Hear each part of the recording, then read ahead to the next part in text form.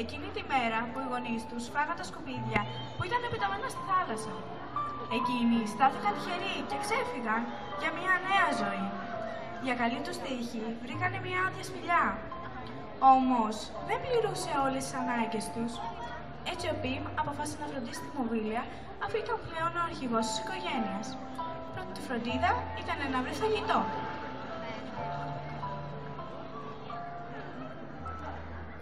Μοβίλια, πάω να φέρω λίγο φαγητό. Μπορώ να έρθω. Είμαι 4 ημέρες κλεισμένη εδώ μέσα. Καλύτερα να μείνεις εδώ. Δεν θα αργήσω. Καλά.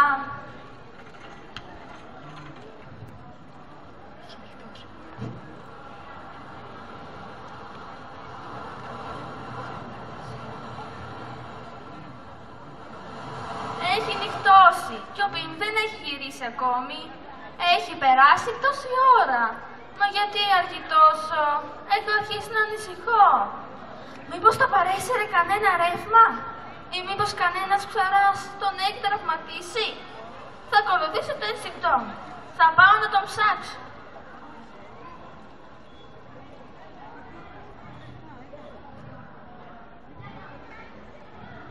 Δεν το βρίσκω πουθενά. Κουράστηκα να ψάχνω. Ίσως έχει επιστρέψει σπίτι. Βοήθεια! Βοήθεια! Όχ! Τι φωνές είναι αυτές? Όπως η Δόνα. Από πού ακούγονται?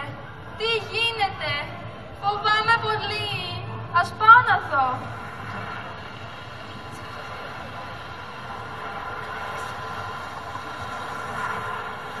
Πάω να το σώσω. Δεν θα αφήσω τους ανθρώπους να μας καταστρέψουν. Είσαι ο αδερφός μου και θα βρω τη λύση. Τρέξε να γλιτώσεις, μην πλησιάζεις, κινδυνεύεις. Δεν πρόκειται να σε αφήσω. Κάποιος τρόπος θα υπάρχει να σε σώσω. Άκουσέ με, δεν υπάρχει περίπτωση να σωθούμε κι οι δυο. Φύγε όσο πιο γρήγορα μπορείς. Φύγε σου λέω, μη θυσιαστείς για μένα.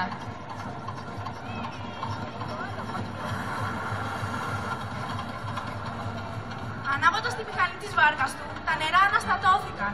Με αποτέλεσμα η Μοβίλια να χάσει την οπτική της επαφή. Παρασυρώμενη από τα ρεύματα, χτυπάει άσχημα το πτερίγιό της στην προπέλα της βάρκας. Τραυματίστηκε σοβαρά.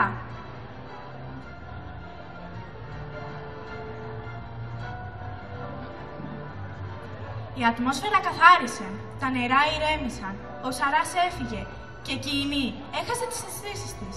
Το ρεύμα την παρέσυρε μίλια μακριά. Ωχ! Πού είμαι? Τι έγινε? Ο αδερφός μου χάθηκε. Τι θα κάνω? Είμαι πλέον μόνη, θλιμμένη και αβοήθητη. Δεν πρέπει να τα παρατήσω. Θα περιμένω λίγο να υπουλωθούν οι πληγές μου και αμέσως μετά θα ψάξω για τον αδερφό μου. Το χρειάζομαι στη ζωή μου και θα τον βρω. Μετά από καιρό βρέθηκε στα νυχτά της Βαρκελόνης, ψάχνοντας για τον αδερφό της. Είχε χάσει όλες τις ελπίδες.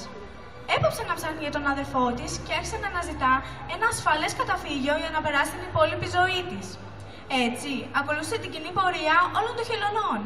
Αρχικά πήγε στη Δυτική Ιταλία. Έπειτα κατευθύνθηκε προς τη Σικελία. Αργότερα οδηγήθηκε από τις υπόλοιπες χελώνες στη Ζάκυνθο. Αλλά τέλος ακολούθησε μοναχική διαδρομή προς την Αθήνα. Δεν πάει άλλο. Ψάχνω τόσο πολύ καιρό. Έφτασα στη Βαρκελόνη και ακόμα να τον βρω. Ως εδώ. Θα ακολουθήσω την πορεία όλων των θηλυκών χελωνών. Θα ακολουθήσω τη φύση. Αχ, αυτή η χελώνα. Πόσο είχε πάθει και πόσο της έμελε να πάθει. Τι της έμελε να συναντήσει, θα έκανε φίλους ή εχθρούς.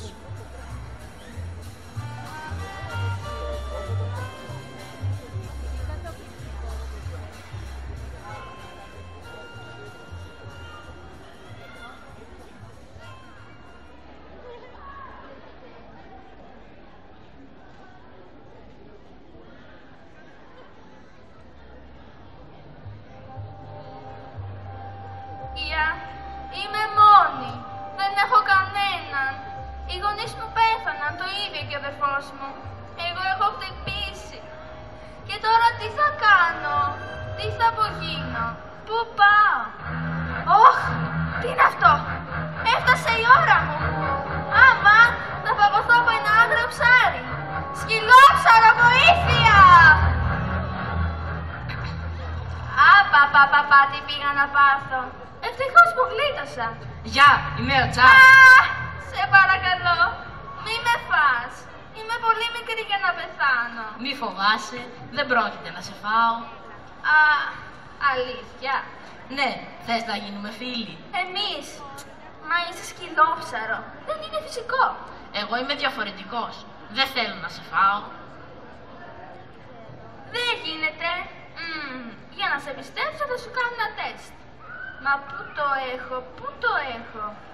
Στις ερωτήσεις θα απαντάς ξεκάθαρα. Όπου μπορείς με ναι και όχι. Έχεις φάει ποτέ ψάρι? Δεν ξέρω. Μπορεί και ναι, μπορεί και όχι. Οι γονείς σου τι δουλειά κάνουν? Ο πατέρας μου είναι δολοφόνος ψαριών και η μητέρα μου καταστρέφει φωλιές μικρών ψαριών.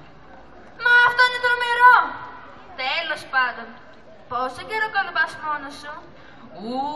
Εδώ και πολύ καιρό τριγυρίζω ψάχνοντας να φάω μικρά ψάρια, ενώ να βοηθήσω μικρά τραυματισμένα ψάρια. Και μία τελευταία ερώτηση. Πόσους φίλους έχεις? Ξέρεις, δεν έχω και πολλούς, δεν έχω κανένα. Εκτός από σένα, δεν έχω γνωρίσει κανένα άλλο ψάρι. Είμαστε εντάξει. Αυτό επί αυτό, συν το άλλο πλην αυτό και όλα αυτά δι' αυτό, μπορώ να σου πω πως πέρασε το τεστ. Αλλά μη χαίρεσαι, οριακά το πέρασες. Ας τα αφήσουμε αυτά. Πες μου και εσύ κάτι για τον εαυτό σου. Εγώ είμαι μόνη εδώ και καιρό. Δεν έχω οικογένεια. Οι γονείς μου και ο αδερφός μου σκοτώθηκαν. Δεν έχω ούτε φίλους. Έλα, μη στεναχωριέσαι, έχεις εμένα.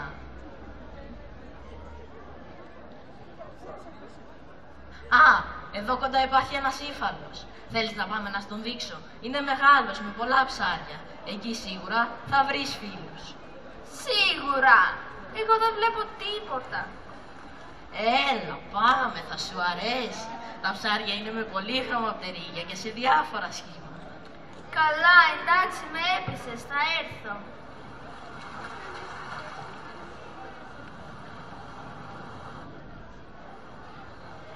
Μα καλά, είπες πως θα είναι κοντά.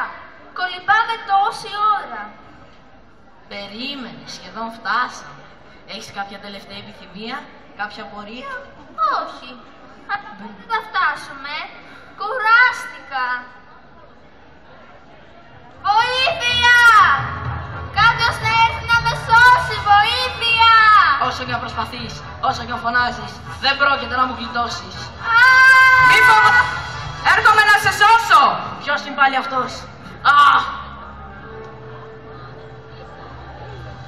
Σε ευχαριστώ πολύ. Αν δεν ήσουν εσύ, δεν φαντάζεσαι τι μπορούσα να πάθω. Δεν κάνει τίποτα. Εγώ σε είδα απλά να κινδυνεύεις και ήρθα αμέσως να σε σώσω. Με την ευκαιρία. Με λένε Ματ. Εμένα Μοβίλια. Ευχαριστώ και πάλι για πριν. Ούτε να το σκέφτεσαι.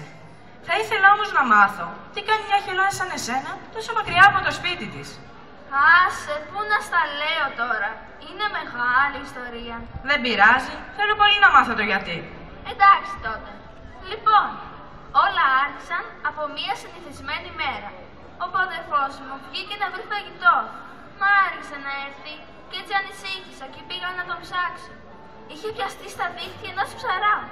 Δεν κατάφερα να το σώσω και χτυπήθηκα κι εγώ η ίδια. Αλήθεια, τι μου λες? Πού να ακούσεις και τη συνέχεια. Παρασύρθηκα από τα θαλάσσια ρεύματα και έφτασα σε ένα μέρος που δεν το έχω ξαναδεί. Εκεί ζήτησα βοήθεια από το σκυλόψαρο που είδες, το οποίο με κορόιδεψε και κατάφερε να κερδίσει την εμπιστοσύνη μου. Και έτσι κατάντησα εδώ. Είσαι τυχερή που είσαι ακόμα. Εδώ είναι επικίνδυνο μέρος και θα πρέπει να φύγεις όσο πιο γρήγορα μπορείς. Το ξέρω. Με έχω χάσει το προσανατολισμό μου και δεν μπορώ να γυρίσω πίσω. Εύκολο. Απλά πρέπει να ακολουθείς το δρόμο που φυτρώνουν τα φύκια. Θα φτάσεις σε έναν ύφαλο, θα τον περάσεις και ύστερα να στρίψεις αριστερά. Ευχαριστώ πολύ.